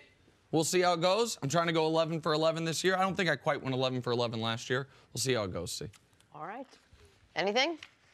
No, it's going to be a disaster. We got to go. Coming up, can Lamar Jackson keep the magic going against the Chargers? That's next on First Things First. Coach Mangini's back with us, talking Baltimore Ravens. Tale of 2 halves for them this season. First half, Lamar Jackson was a backup to Joe Flacco. The team was treading water with a great defense and a very average offense. Well, they've still got that great defense, but Lamar Jackson has helped turn this offense around, leading the Ravens to 6 wins in their last 7 games, and a matchup with Phillip Rivers and the Chargers. And this surprised even Lamar. I can't lie. No, I didn't think about it at all. You know, I told him when I came in, you know, I came in to learn. You know, whether it's this or next year, you know, I just want to sit out and learn. And I just got my, my ticket in the middle of the season, threw me out there, and, we've been having success. Lamar's going to be the youngest quarterback in NFL history to start a playoff game. Does that mean anything to you? No, it don't. It really don't. I don't really look at it like that. I'm here to play football. I was 21 all year, so this another game for me.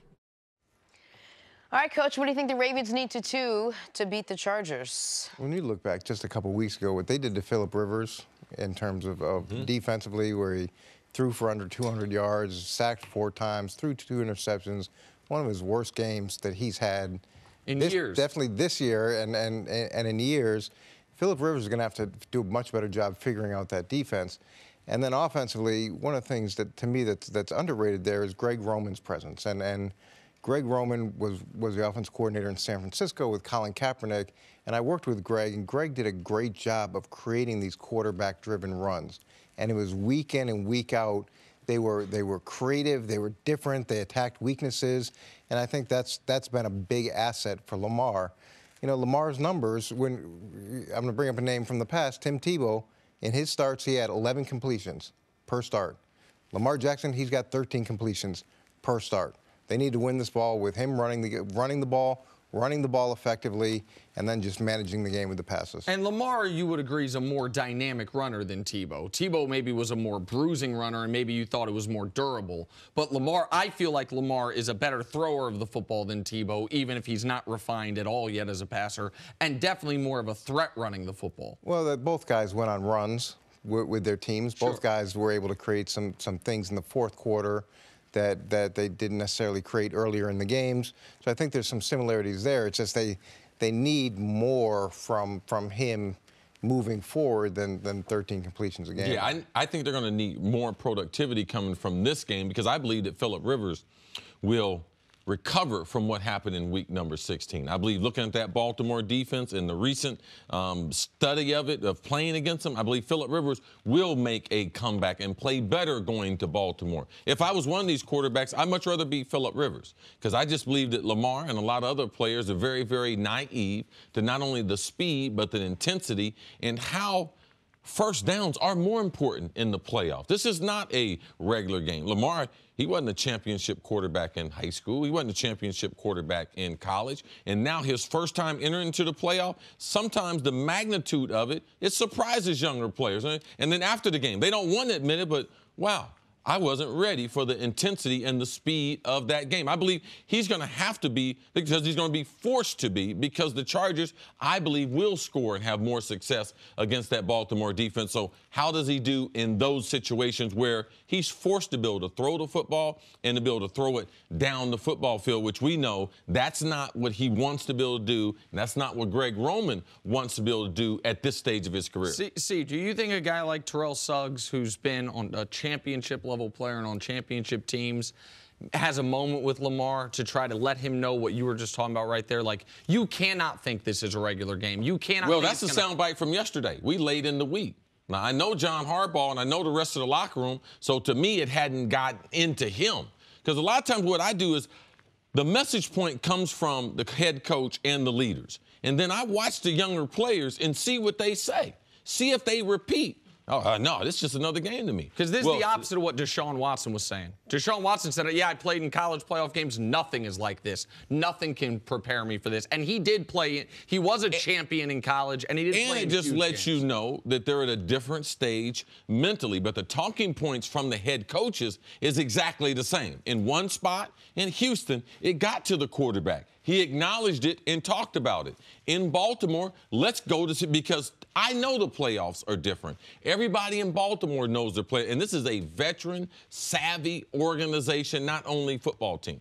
Yeah, you grow with your kids and with my kids, there's a lot of times they'll say, hey, the oven's hot. The oven's hot. The oven's hot. And they still touch it, and then they're surprised that it's hot. So you're trying to explain to them what they're getting into, and you're hoping that gets through.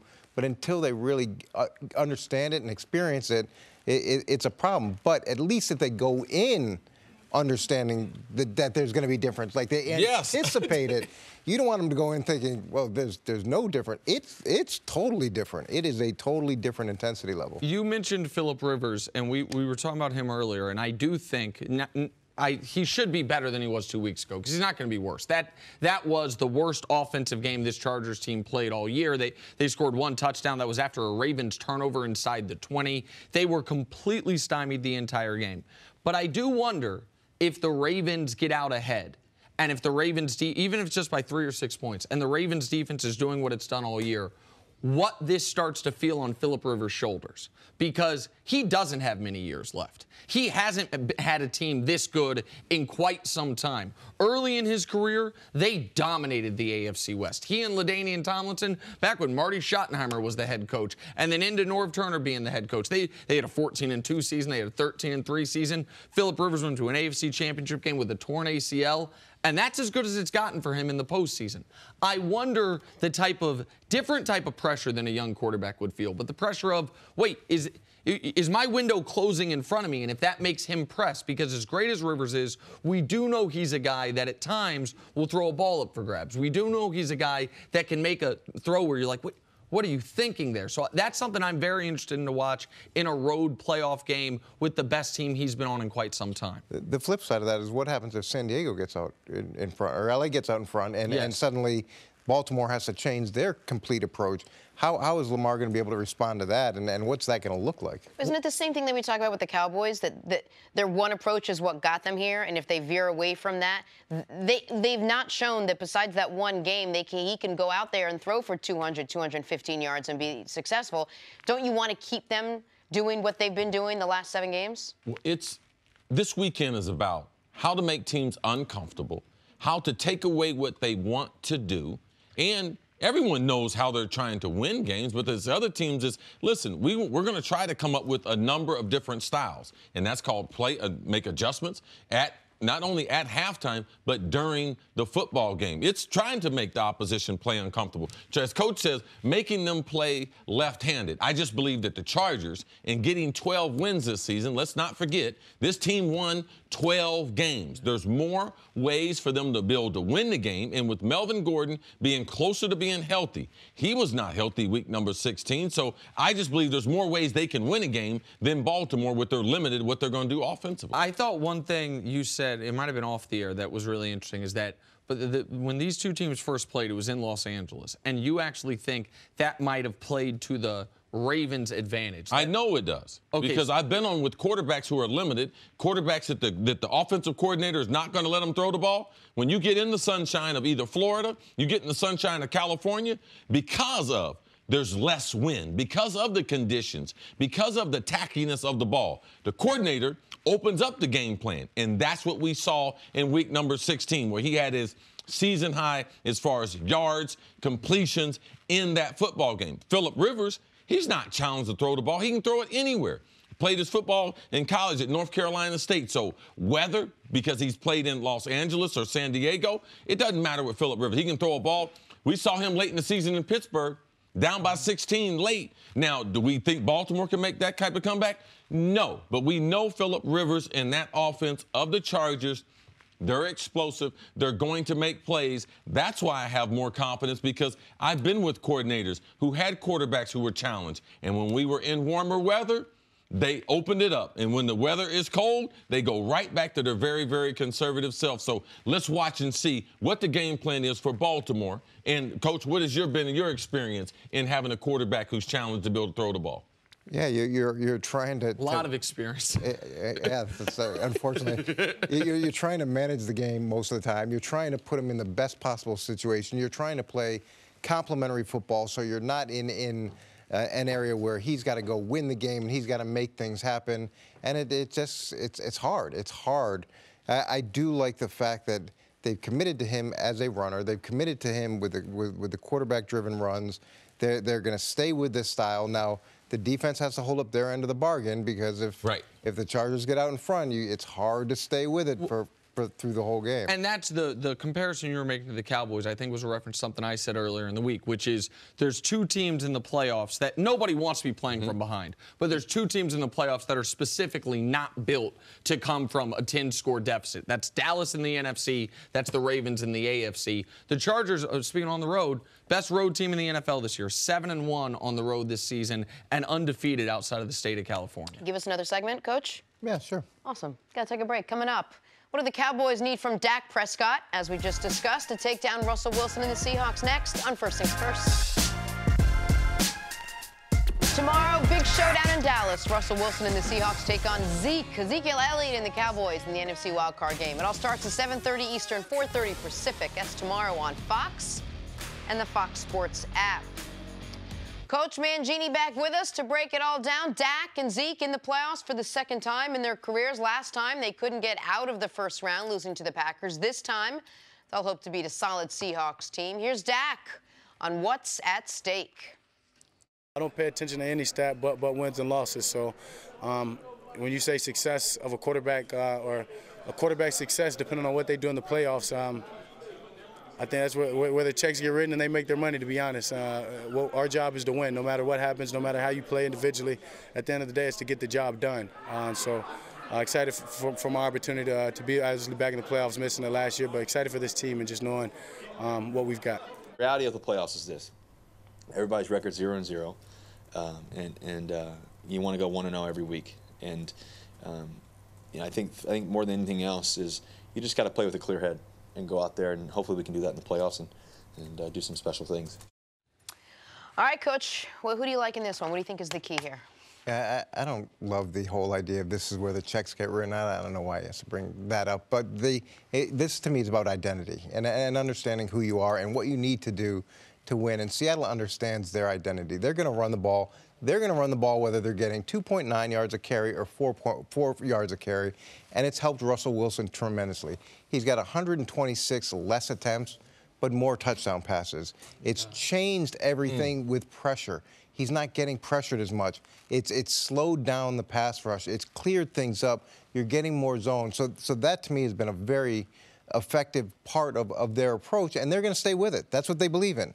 Now, Dallas, they didn't know who they were, and then they looked like they knew who they were, and then they got Amari Cooper, and there's a week or two where they went through a little bit of a transition. It's got to start with the run game first for them too, and then Dak can't press in this. Can't they subscribe to the same offensive format that has made Seattle so successeful? I mean, they have the tools in place to do it. It's hard to do if you're not successful early. That's Coach's point about whether it's 2.9 or 4.9. What a lot of every but Seattle does even when it's 2.9. Right, but it's hard to do. Like, that's the point. Every team, I feel like, says, or the vast majority says, we're going to be tough. We're going to be physical. Everyone wants to be more physical. Everyone wants to establish the run. Yep. And then if you go 3 and out, if you're in 2nd and 9. It's Mike Tyson. Then you get punched. And then you're like, oh, there goes my defense. What do I do now? My nose is bleeding. I can't see out of my left eye. They broke my back. They lose patience. And teams want to be successful. And offensive football is measured on first downs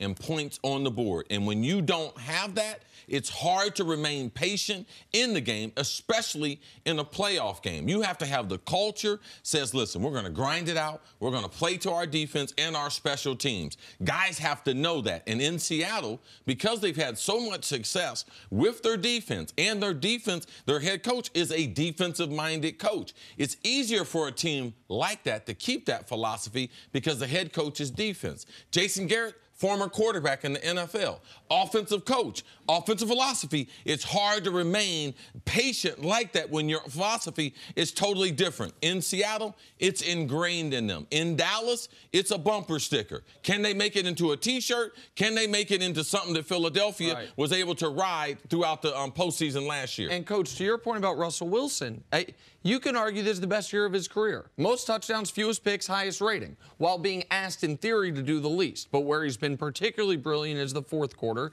and that's kind of been a trend for him throughout his career. He is one of the best.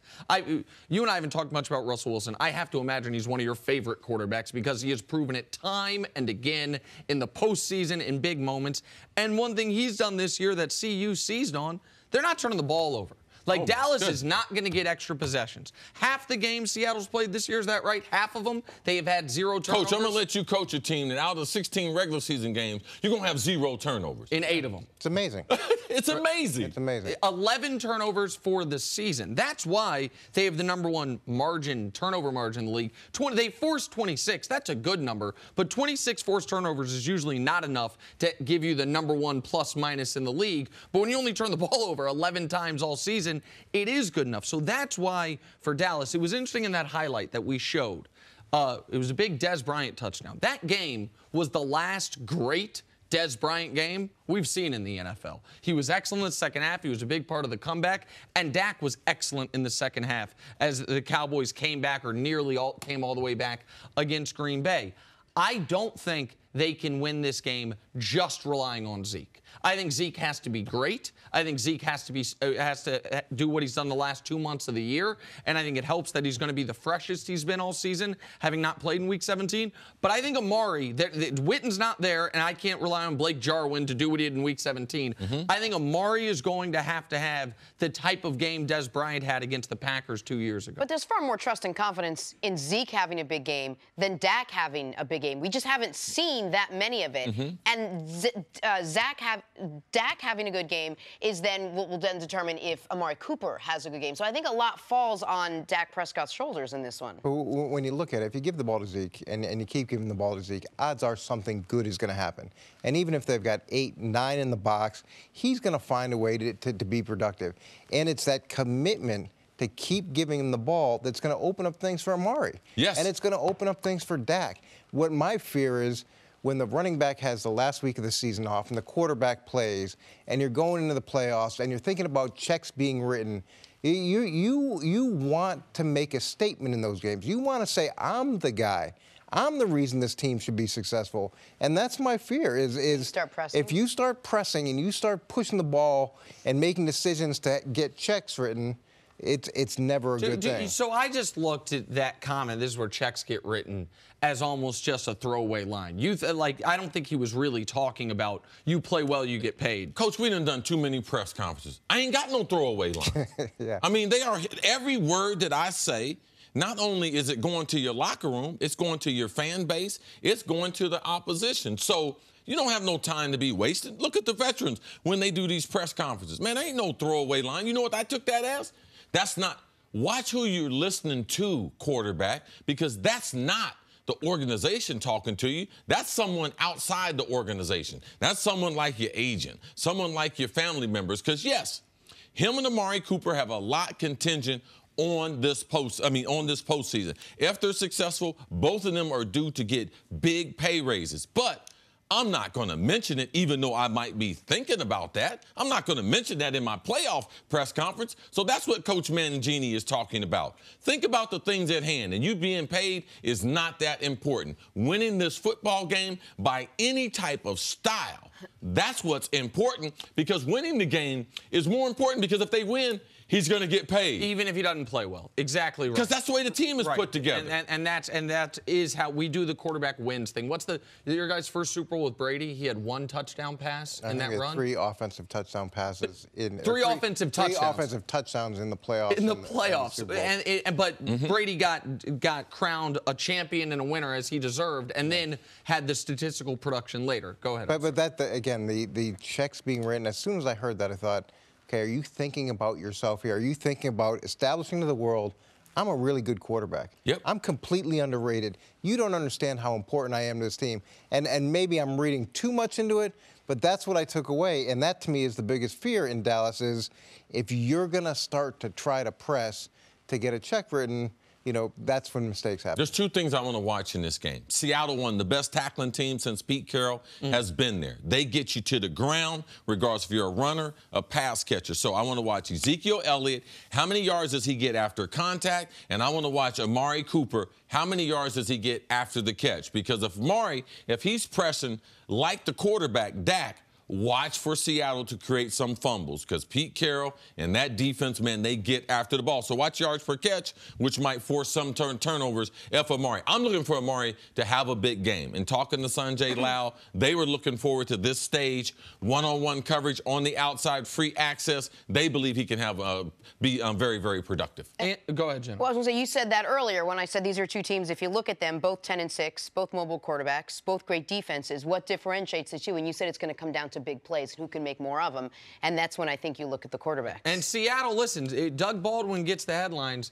Tyler Lockett this year was targeted 70 times, had 57 catches, 965 yards, 10 touchdowns, and a perfect passer rating when targeting Tyler Lockett did Russell Wilson have, which is, on that number of attempts for the year, is unprecedented in NFL history. He's a big play threat. He's the guy that can take the top off the defense. And when you talk about, tackling, Bobby Wagner, who is another, once again, going to be first-team All-Pro, I believe. We talk about the linebackers for the Cowboys all the time. Sean Lee, Van Der Esch, Jalen Smith. Bobby Wagner's been as good at that spot as any player in the league. According to Next Gen Stats, misses less than 1% of his tackles over the last 3 years. He will get people on the ground. The Bobby Wagner and Zeke matchup, when they see each other in the second level of the defense, that's one to watch as well.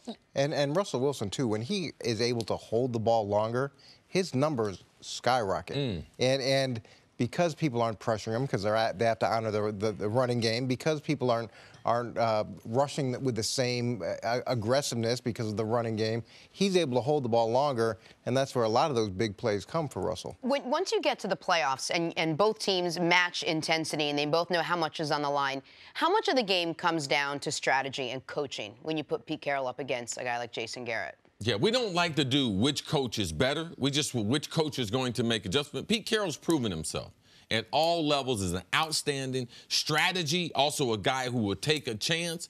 Jason Garrett, he's under the microscope there in Dallas with lack of productivity in the playoffs. But they've done a good job as far as adjusting this offensive line, adjusting their running attack. It's in this pressure situation.